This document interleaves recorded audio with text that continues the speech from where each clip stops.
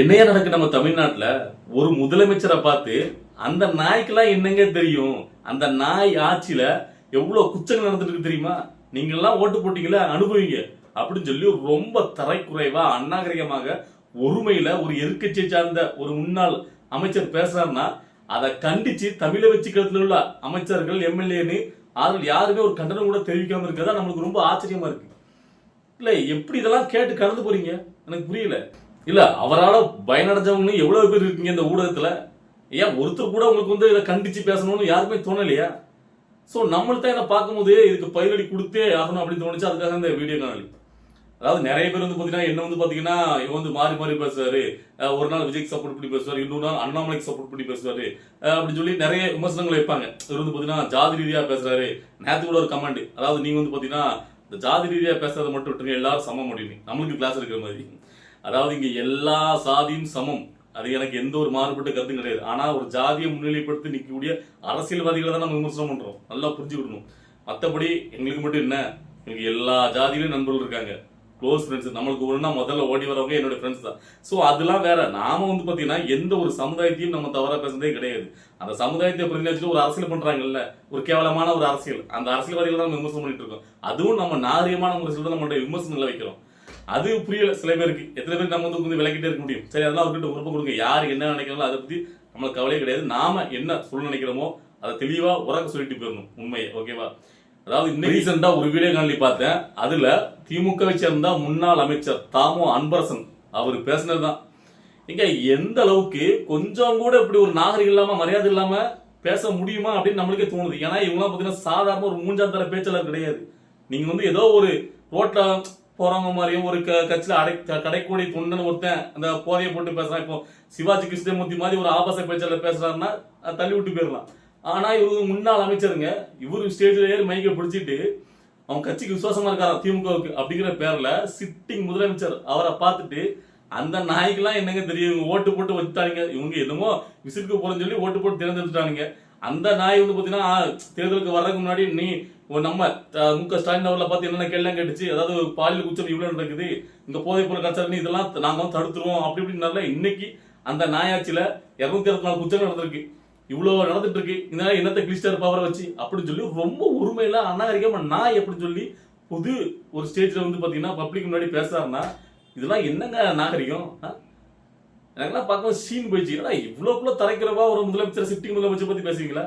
இல்ல நான் கேட்கிறேன், முதலமைச்சர் விஜய் அவர்கள் தேர்தல் பிரச்சாரங்கள்ல முன்னாள் முதலமைச்சர் மு.க. ஸ்டாலின் அவர் பார்த்து சிஎம் சார் அங்கிள் இதுமா சொன்னார். சிஎம் சார் அங்கிள், இதுக்கே பாத்தீங்கன்னா எப்படிங்க ஒரு முதலமைச்சரை பார்த்துட்டு இப்படி பேசலாம்? இதெல்லாம் பாத்தீங்கன்னா ஒரு நாகரிகமான பேச்சா? இப்படி பேசலாமா அப்படி இப்படின்ட்டு இங்க இந்த சமூக போராளிகளா இந்த சமூகத்துல இருந்திருக்காங்க, கட்சிக்காரங்க விட்டுருங்க, அதாவது திரைத்துறை இருப்பாங்க, சமூகத்துக்காக போற குரல் இருப்பாங்க, இப்படி இப்படின்னு நிறைய பேர் இருக்காங்க. இவனுங்கெல்லாம் பொத்துட்டு குரல் கொடுத்தாங்க. அது எப்படி ஒரு முதலமைச்சரை பார்த்து அங்கிள் சொல்லலாம், சிஎம் சார் சொல்லலாம், அங்கிள் சொல்லலாமா? இதெல்லாம் என்ன ஒரு வார்த்தை? முதலமைச்சருங்கிற பதவிக்கு ஒரு மரியாதை வேண்டாமா அப்படிலாம் கேட்டாங்க.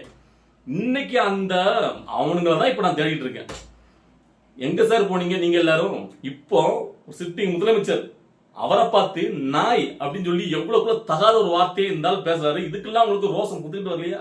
அந்த முதலமைச்சருக்கு ஒரு பதவிக்கு ஒரு மரியாதை வேண்டாமா? என்னென்ன வரத்து வந்தீங்க அன்னைக்கு. இதான் உங்களுடைய சமூக நீதி, அதாவது ஓராவது பாக்குறது. என்னது சொல்ல. சரி, இவங்க தான் இப்படி போறாங்க கேட்டா நான் கேட்கிறேன், தமிழை வச்சுக்கிறது என்னப்பா பண்ணிட்டு இருக்கீங்க? இதுக்கெல்லாம் முதல்ல ஒரு கண்ணம் தெரிவிக்க வேண்டாமா? எப்படி அவரால் நாமெல்லாம் பெருசா முதலமைச்சர் விஜய் அவர்களுக்கு எந்த ஒரு லாபமும் அடையல. நான் முதலமைச்சரா அவருக்கு வர்றதுக்கு முன்னாடியே அவர் கட்சி ஆரம்பிச்சு சப்போர்ட் பண்ணி பேசிட்டு இருக்கோம். ஆனா நிறைய பேர் அவர் இப்போ முதலமைச்சர் ஆனதுக்கு அப்புறம் சரி புதுசாலாம் நிறைய பேர் ஒட்டிக்கிட்டு நிறைய ஜாட அடிச்சுட்டு கிடைக்குங்க. ரைட், ஏன் இதை ஒரு நேர்மையா கண்டிக்கணும்னு யாருக்குமே தோணலையே? ஏன் இப்போ கூட வாயில வந்துரும் அப்படின்னு ஒரு வார்த்தை சொன்னார். அது பாத்தீங்கன்னா தன் கட்சிக்காரங்கள தனக்கு ஓட்டு போட்ட மக்கள் தற்கொலை பேசுறான்னு சொல்லி கோபத்துல பேசின வார்த்தை. அதுவுமே பாத்தீங்கன்னா வாயில வந்துடும் ஒரு ஃப்ளோ விட்டுட்டாரு. சோ அதுக்கே அது எப்படி பேசலாம் முதலமைச்சர்? சரி ஓகே, இவரு முன்னாள் அமைச்சர் தானே, ஒரு முதலமைச்சரை பார்த்து நான் எப்படி சொல்லலாமா?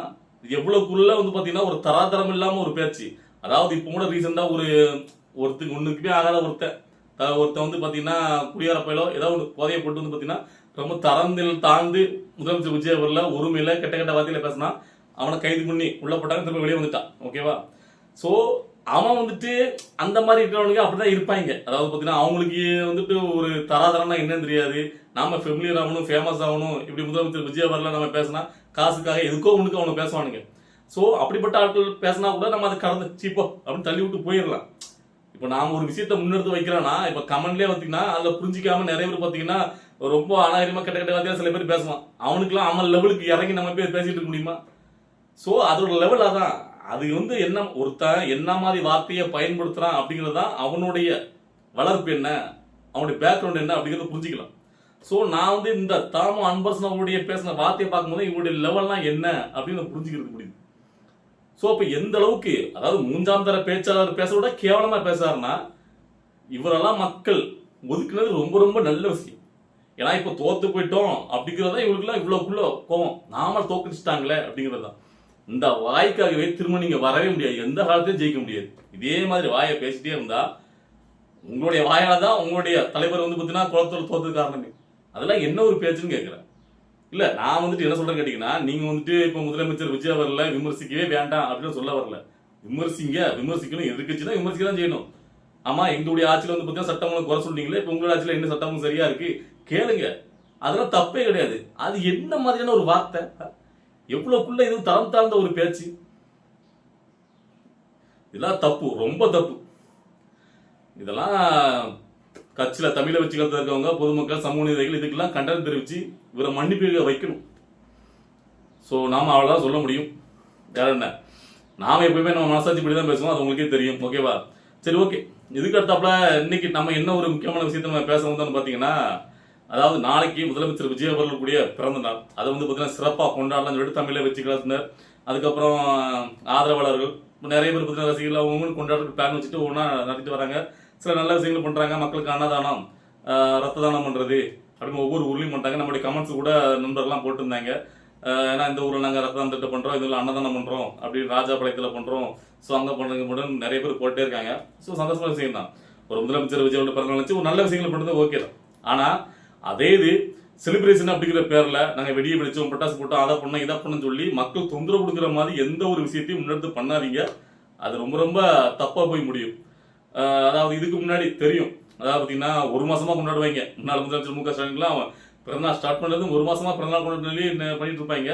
ஸோ அதில் சில விஷயங்கள் வந்து பாத்தீங்கன்னா ரொம்ப ஆடம்பரமா மக்களை வந்து இரிட்டேட் பண்ற மாதிரி மூஞ்சொலிக்கிற மாதிரி இருக்கும். அந்த மாதிரி விஷயங்களை மேற்கொள்ளாம ஒரு நல்ல விஷயங்களை பொதுமக்களுக்கு இடையூறு இல்லாம அப்படி நீங்க பண்ணிட்டு போனீங்கன்னா அது வந்து தப்பு கிடையாது, நல்ல விஷயமா போயிடும். ஓகேவா?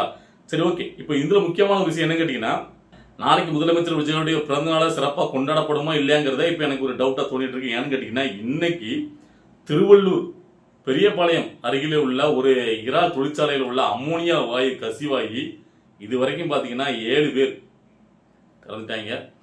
ஸோ இன்னும் பார்த்தீங்கன்னா ஆஸ்பத்திரியில் அனுமதிச்சவங்க எண்ணிக்கை அதிகமாக இருக்கு. ஓகேவா? 70 மேற்பட்டவங்க 80 பேர் லிஸ்ட் வந்துட்டே இருக்கு. ஸோ இது எப்படி எந்த லெவலில் போய் முடியுங்கிறது தெரில. இதெல்லாம் பார்க்கும்போது தான் நம்மளுக்கு வந்து பார்த்தீங்கன்னா இதில் வந்து எப்படி எடுத்துக்கிறேன்னு தெரில. இது எதாச்சியாக நடக்குதா இல்லைன்னா என்ன நடக்குதுன்னு புரியல. ஏன்னா நாளைக்கு முதல்வர் விஜய் அவருடைய பிறந்த நாளுங்கிறது எல்லாருக்குமே தெரியும். அதை கோலாகலமாக அவங்களுடைய ஆதரவாளர்கள் தொண்டர் எல்லாரும் கொண்டாடுங்கிறதும் தெரியும். ஸோ அப்படி இருக்க சமயத்தில் கரெக்டாக வந்து பார்த்தீங்கன்னா இன்னைக்கு ஈவினிங் இப்போ நான் பேசிட்டு இருக்க டைமில் தான் பார்த்தீங்கன்னா அதை பற்றி நியூஸ் நான் பார்த்தேன். திருவள்ளூர் மாவட்டம் பெரியபாளையத்தில் உள்ள இறால் தொழிற்சாலையில் உள்ள அந்த அம்மோனியா வாயு கசிவடைந்து பொதுமக்கள் நிறைய பேர் ஆஸ்பத்திரியில் அனுமதிக்கப்பட்டிருக்காங்க. அதில் 7 பேர் மரணம் அடைச்சிட்டாங்கிறது நியூஸை பார்க்கும்போது ரொம்ப பார்த்தீங்கன்னா ஒரு பேரதிர்ச்சியாக இருக்கு. இன்னும் அந்த மரணம் எண்ணிக்கை வந்து கூடக்கூடாது அப்படிங்கிறத நான் வேண்டிக்கிறேன். ஸோ என்ன சொல்றேனே தெரியல. ஸோ இதை பற்றி உடனே நான் இந்த விஷயத்தை ஏன் வந்து பேசணும்னு நினைச்சேன் கேட்டீங்கன்னா, அதாவது இப்போ நாளைக்கு முதலமைச்சர் விஜயோடைய பிறந்த நாளுக்கு பெருசா நம்ம ஏதாவது கொண்டாடணும் அப்படின்னு பிளான் பண்ணி வச்சுட்டு இருப்பீங்க உங்களுக்கு திட்டங்கள் நலத்திட்டங்கள் எல்லாமே. ஸோ அதை விட இது ரொம்ப ரொம்ப முக்கியமானது. நான் திருவள்ளூர் மாவட்டத்தை சார்ந்த அந்த நிர்வாகிகளை நான் கேட்டுக்கிறேன். ஏன்னு கேட்டீங்கன்னா, இப்போ நீங்களாம் நினைக்கலாம் அதாவது நம்ம வந்து பெருசா ஏதாவது பண்ணி நம்ம முதலமைச்சர்கிட்ட நல்ல பேர் வாங்கணும், இதெல்லாம் பண்ணா அவர் நம்மளை இது பண்ணுவார் அப்படின்ட்டு. ஸோ அது எல்லாருக்கும் அந்த இருக்கக்கூடிய ஒன்று தான். ஆனா அதை விட பெரிய விஷயம் இந்த பிரச்சனைலாம் இப்போ நீங்க தடாடி அங்க போய் எவ்வளவுக்குள்ள மக்கள் உயிரை நீங்க சேவ் பண்றீங்களோ அதுதான் ரொம்ப ரொம்ப முக்கியமானது. ஓகேவா? நீங்க அது பண்ணா கூட முதலமைச்சர் விஜய் உங்களை பாராட்டுவார் இல்லையா தெரியாது. இதை நீங்க பண்ணாலே போதும், நீங்க அவர்கிட்ட நீங்க இடம் பிடிக்கலாம். ஸோ நான் அதுக்காக தான் இதை வந்து உடனடியாக நான் தெரிவு பண்றேன். எல்லாருமே நேரத்துக்கு நியூஸ் எல்லாருக்குமே போயிருக்கும். ஸோ இருந்தாலும் நம்ம வந்து அது பண்ணி அவர்கிட்ட இடம் பிடிக்கிறத விட மக்களுக்கான விஷயங்களை முன்னிருந்தாலே போதும். ஆட்டோமேட்டிக்கா நல்லது பண்ணா நம்ம எப்பனாலும் நல்ல பேர் வாங்கலாம். ஓகேவா? அதனால நீங்க வந்து திருவள்ளூர் மாவட்டத்தை சேர்ந்த தமிழக வெற்றி கழகத்தின் நிர்வாகிகள், எம்எல்ஏ, அமைச்சர் உடனடியாக அந்த பொறுப்பு, இப்போ ஒவ்வொரு பொறுப்புக்கும் பார்த்தீங்கன்னா இதான் மாவட்ட செயலாளர் அப்படின்னு சொல்லி தனித்தனியாக நியமிச்சிருக்காங்க. ஒவ்வொரு ஏரியாக்குள்ளேயும் இவங்க தான் பொறுப்பு அமைச்சர்கள் அப்படின்னு சொல்லிட்டு. ஸோ அவங்க உடனே அங்கே போங்க. ஸோ அது வந்து பெரிய ஒரு விவகாரமாக ஏறக்கூடாது. ஏன்னா எதிர்கட்சிகள் எப்போன்னு காத்துட்டு இருக்காங்க. எந்த விஷயம் நடந்தாலும் அதை பிடிச்சி வந்து பார்த்தீங்கன்னா பெரிய லெவலில் டேமேஜ் பண்ணுறதுக்கு ரெடியாக. இப்போ வந்து முன்னாடி மாதிரிலாம் கிடையாது. இவங்க தான் ஒட்டுமொத்தமா தமிழக வெற்றி கழகத்துல இப்போ கூட்டணியில் இருக்கிற சில பேர் தவிர மற்ற எல்லாருமே ஒன்று சேர்ந்து தான் இருக்காங்க. அதிமுக, பாஜக, திமுகன்ட்டு. ஸோ சுத்தி அடிக்கிறாங்க. ஸோ அதனால வந்து பார்த்தீங்கன்னா இதை கட்டுப்படுத்த வேண்டியது ரொம்ப ரொம்ப அவசியமானது. இதை விட உயிர் பலிகள் அதிகமாயிடக்கூடாது. அதனால உடனடியாக விரைந்து அங்கே போகணுங்கிறது என்னுடைய ஒரு தாழ்மையான கருத்து. சரி, ஓகே. இன்னைக்கு இந்த வீடியோ காணொலி பார்த்துட்டு இருக்கிறது உங்க எல்லாத்துக்கும் என்ன தோணுச்சு, நீங்களாம் என்ன நினைச்சீங்க அப்படிங்கிறத உங்களுடைய கருத்துக்களை கமெண்ட்ல பதிவு பண்ணுங்க. நம்ம அடுத்தது கட்ட அரசியல் நிகழ்வை பார்த்து நம்மளுடைய வீடியோ வரும். இன்னும் வெயிட் பண்ணுங்க. நம்ம அடுத்த வீடியோல பார்க்கலாம்.